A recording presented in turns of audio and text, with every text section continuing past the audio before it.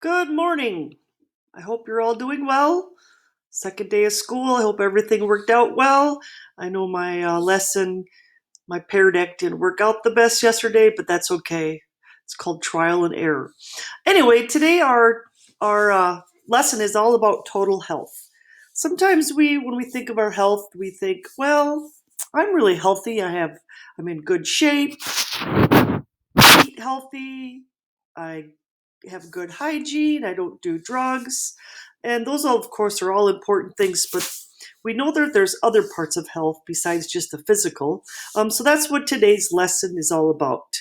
And our EQ for the day is how can I balance the four parts of my health? I do want you to take notes during the slideshow, so just write down the important parts of the screen, all the different parts of health, and how we can what we can do to work on those things. So get out a piece of, or you can either do this on a Google Doc or just a regular piece of paper. You don't need to submit these notes, but they will be helpful for the assessment that you will take after this slideshow is over. So here we go. We're starting with the first part of health, which is physical.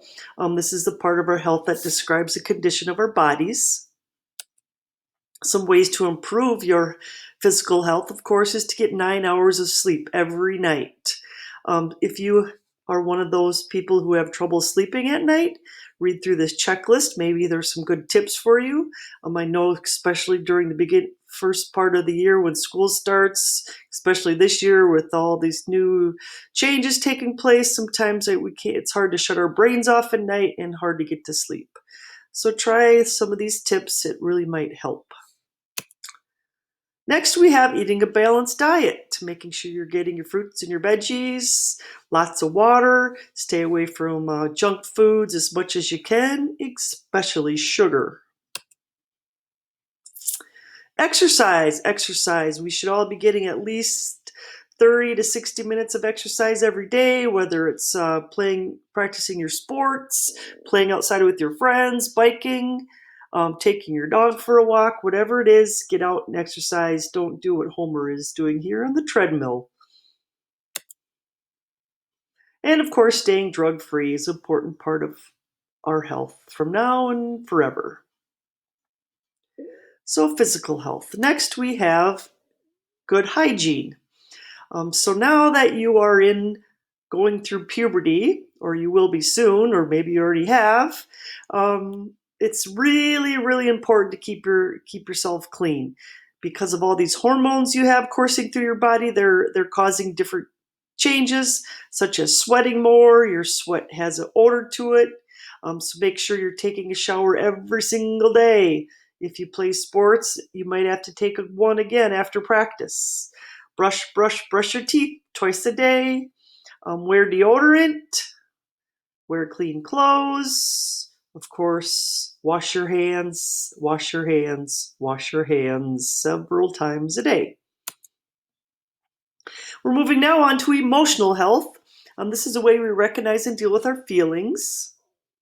So part of emotional health is having self-confidence, like this cat in this picture here.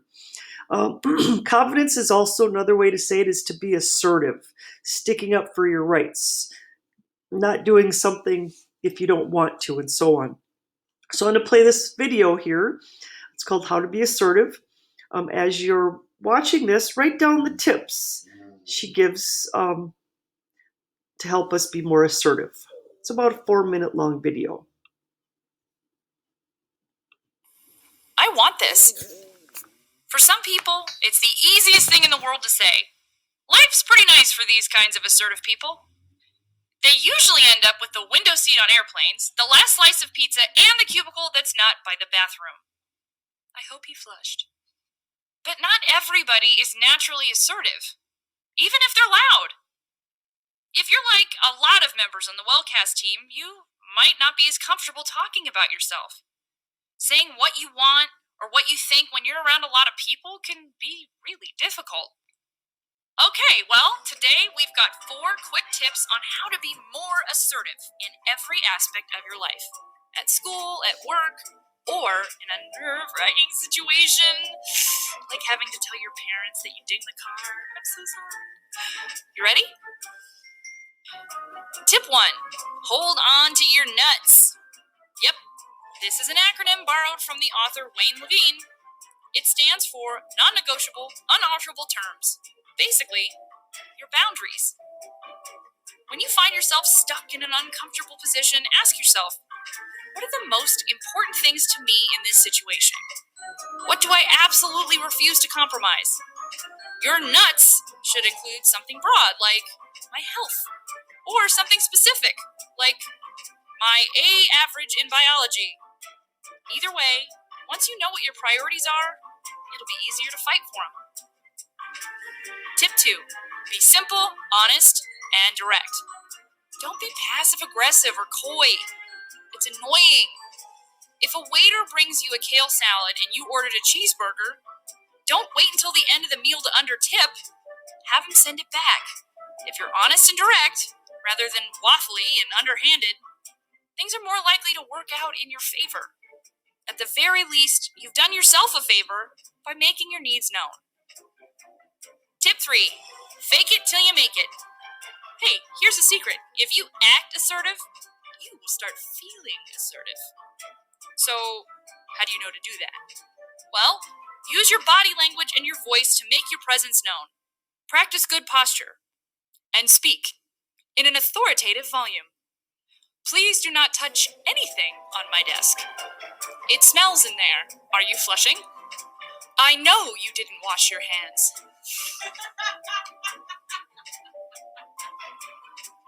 Be an eagle, not a turtle. I know, just let me tease this metaphor out a little bit. It's a little weird. Do be an eagle. Don't be a turtle. Don't thrust your shoulders forward a slump. You look like you're apologizing for yourself. Do straighten your back. Stick your chest out. Breathe evenly and deeply. Don't dart your eyes about. It's going to look like you've got something to hide. Pro tip, if you're nervous about maintaining eye contact, look at someone's nose or forehead. You'll seem more engaged and in control. We tried this. It actually works. Do speak up. Seriously, I can't even hear you right now. Tip 4. Use I statements instead of you statements. This way, you can express what you want without being accusatory. To wit, what follows is the wrong way to tell your roommate to do the dishes. You never do the dishes. There's a pile of them in the sink right now, and it's old enough to be carbon dated. Here's the right way. I feel like I've been doing more than my fair share of the dishes lately. I'm pretty tired when I get home from work. Could you help me out? See? You expressed your frustration without sounding like a nag. The assertiveness gold mine.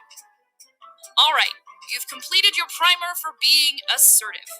Remember, figure out your priorities, be straightforward and honest, maintain good posture, eye contact and volume, and use I statements. Go forth, wellcasters. You're ready to tell that waiter that you ordered a cheeseburger.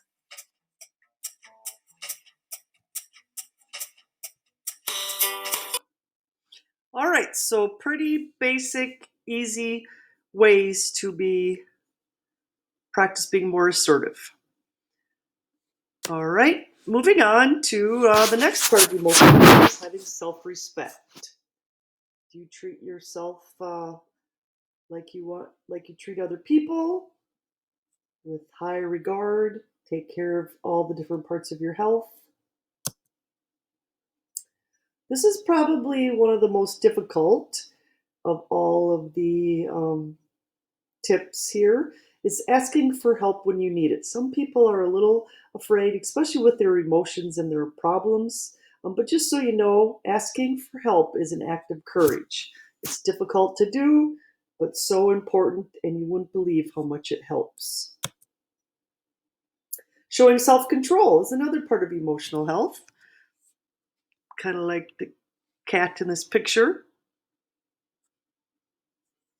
Can you say no to that second chocolate chip cookie or that delicious donut? Third part of health is mental health, and this is the way we deal with life's demands, life stressors. So speaking of stress, part of being mentally healthy is being able to deal with stress in positive ways that actually help manage the stress and doesn't make it worse for you or the others around you. We'll have a whole lesson on stress in a few days. Being mentally healthy means you accept new ideas, you keep an open mind, you accept the differences in people. You are able to make good decisions most of the time. Tomorrow's lesson is all about decision making.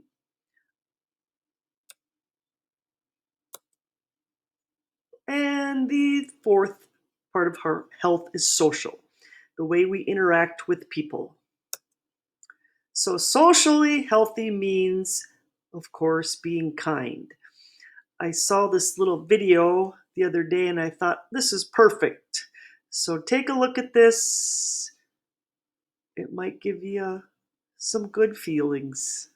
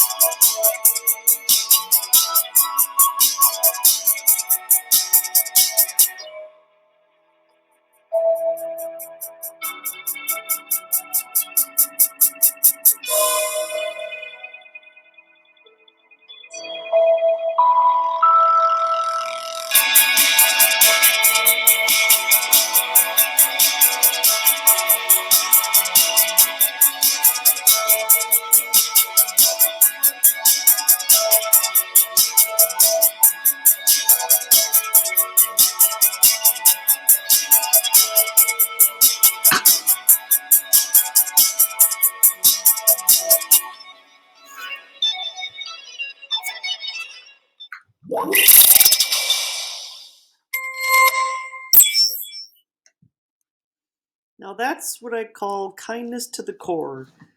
We need we need more people like her in our world today. All right, moving on to the next part of social health.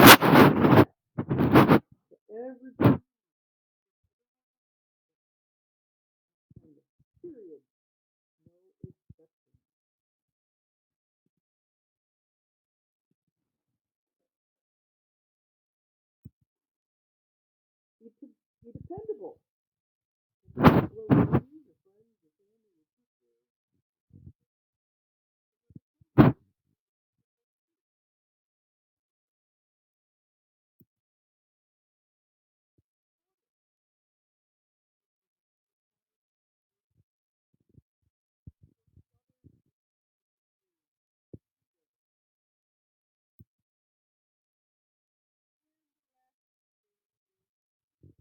express your feelings in positive ways. Last little video here, it's just kind of shows how the opposite, so expressing your feelings in negative ways, can snowball and make your life much more stressful and difficult than it needs to be. So don't be like this girl.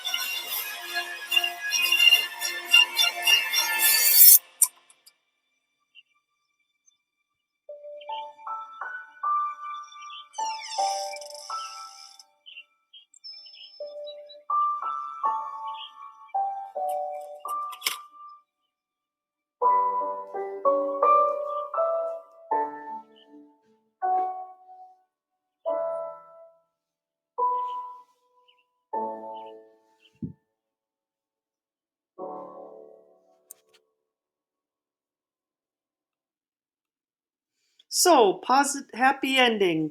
So, don't let your emotions, your negative emotions, get in the way of your life and control you.